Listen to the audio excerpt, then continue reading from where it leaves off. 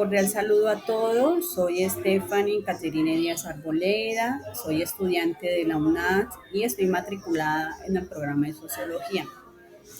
Eh, a continuación vamos a desarrollar la fase 3 del curso de Estudio de Género, la cual tiene como objetivo realizar un análisis del conflicto armado en la reproducción de discursos discriminatorios y la violencia de género. Para iniciar con nuestro desarrollo de la actividad, tenemos que la violencia sexual y reproductiva durante el conflicto armado en Colombia fue una forma sistémica de control que afectó la autonomía, la salud y los proyectos de vida de las víctimas. Sus impactos fueron físicos, psicológicos, sociales e incluso intergeneracionales y reforzaron las desigualdades de género y discursos patriarcales en la sociedad. No se trató de hechos aislados, sino de una violencia estructural que convirtió los cuerpos en una disputa.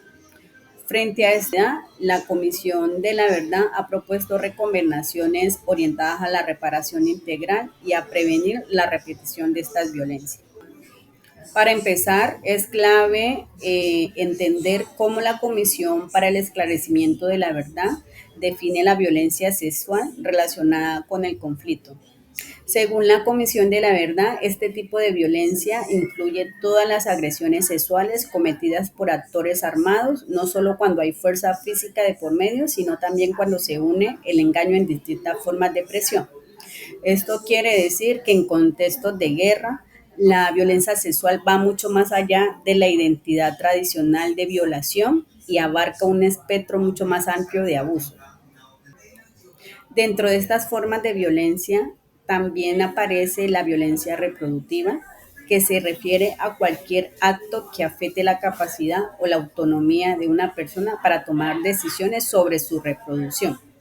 Aquí entran prácticas como el control forzado de la natalidad, la esterilización, el aborto o el embarazo forzado, e incluso la negación de servicios de aborto después de una violación.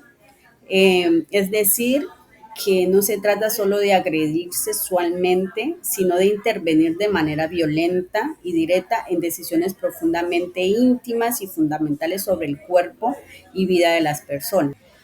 Reconocer esto es esencial, ya que nos muestra que el conflicto armado no solo dañó los cuerpos de las víctimas, sino que también su derecho a decidir sobre su propio proyecto de vida. Si tener hijos, cuándo tenerlos o si no tenerlos. Así comprendemos que la violencia sexual en el conflicto también funcionó como una forma de control estructural pensada en dominar no solo el presente de las víctimas, sino también el futuro.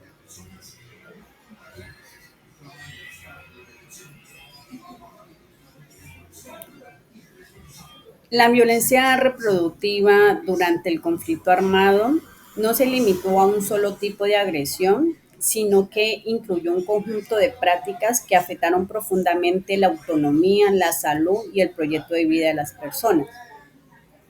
Entre estas prácticas estuvo la anticoncepción forzada, aplicada incluso a mujeres que hacían parte de grupos armados, quienes eran obligadas a usar métodos anticonceptivos sin su consentimiento. También se documentó el aborto forzado, especialmente entre excombatientes que relataron haber sido presionadas a interrumpir sus embarazos como parte de reglas internas de algunas organizaciones armadas, muchas veces en condiciones peligrosas para su vida y la salud. Otra manifestación fue el embarazo forzado, en la que las mujeres se les imponía la maternidad, limitando su autonomía sobre su cuerpo y su futuro. A esto se le suma la negación de servicios de salud, particularmente la negativa a practicar abortos cuando el embarazo era producto de una violación, una forma indirecta pero contundente de control reproductivo. El informe de la Comisión de la Verdad también señala efectos a largo plazo, como daños en la fertilidad, problemas de la salud reproductiva e impactos incluso alcanzaron a generaciones posteriores, por ejemplo, por la exposición de químicos con el glifosato. En conjunto, estas prácticas muestran que la violencia reproductiva no solo afectó físicamente a las víctimas, sino también les arrebató la posibilidad de decidir libremente sobre su cuerpo y su proyecto de vida. Para entender la violencia reproductiva durante el conflicto en Colombia, es clave reconocer que no ocurrió de manera aislada. La guerra, a lo largo de más de 5 décadas, fortaleció un orden profundamente patriarcal y militarizado, donde los cuerpos, especialmente el de las mujeres, niñas, niños, adolescentes y personas LGTBIQ+, se convirtieron en espacios de control y disputa. Los análisis feminicistas señalan que el conflicto profundizó desigualdades de género ya existentes. En este contexto, los cuerpos de las mujeres fueron tratados como territorios de control por los actores armados. No solo se atacaba a la persona, sino que también su dignidad, su autonomía y lo que representaba para la comunidad. Muchos testimonios revelan cómo estos cuerpos fueron usados para infundir miedo, disciplinar a la población y demostrar poder, lo que demuestra que la violencia sexual y reproductiva no fue un acto aislado, sino es una estrategia de guerra. Además, estas generaciones se insertaron en un continuum de violencia. Para muchas mujeres, lo vivido en el conflicto no fue algo nuevo, sino una intensificación de violencias previas, como el maltrato doméstico, la discriminación o la falta de acceso a derechos básicos. La guerra no solo creó desigualdades, pero sí las volvió más profundas y brutales. En cuanto a la reproducción de discursos discriminatorios, la violencia de género durante el conflicto armado incluyó la violencia sexual y reproductiva. No solo dejó impactos físicos, psicológicos y sociales, sino que también reforzó y legitimó discursos patriarcales existentes en la sociedad, prolongando sus efectos en las comunidades. En primer lugar, se consolidó la subordinación femenina, ya que los actores armados trataban a las mujeres como propiedad o instrumentos al servicio de sus fines, utilizándolas para venganza, intimidad o para reproducir la fuerza militar. Esto normalizó la subordinación y la convirtió en parte lógica de la guerra. Según los lugares, se profundizó la estimación de las víctimas, mujeres y personas LGTBIQ+, que sufrieron violencia sexual, enfrentaron rechazo, culpabilización y aislamiento entre sus comunidades, reforzando normas discriminatorias sobre su sexualidad, la maternidad y los roles de género. Por ejemplo, mujeres embarazadas por violencia eran vistas como deshonradas, mostrando cómo el conflicto intensificó imaginarios que culpan a la víctima. Ya en un tercer caso, el efecto fue la exclusión de la participación política y social. Las violencias físicas y simbólicas limitaron la presencia de mujeres en espacios comunitarios y de toma de decisiones, y también dificultaron a su acceso a la justicia y a los procesos de reparación, perpetuando la invisibilización de sus experiencias.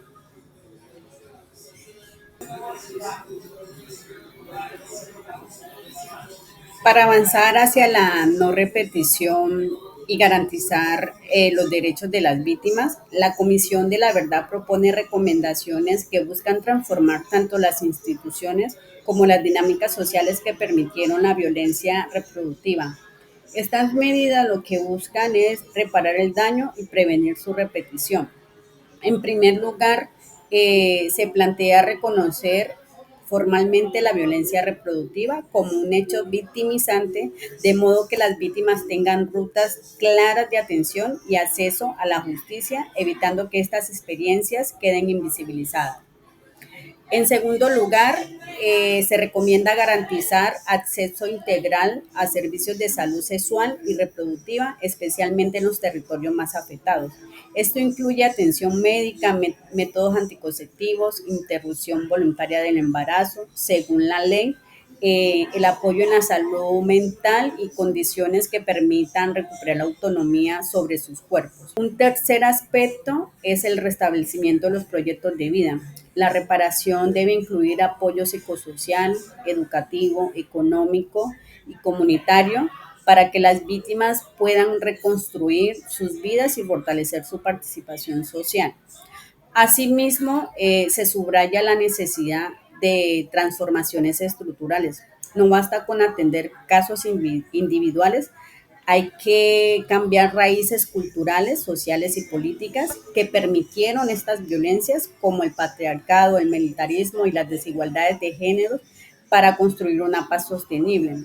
Finalmente, la Comisión de la Verdad propone consolidar una política con enfoque de género alineada con los derechos de las mujeres y compromisos internacionales como la resolución 1325 de la ONU.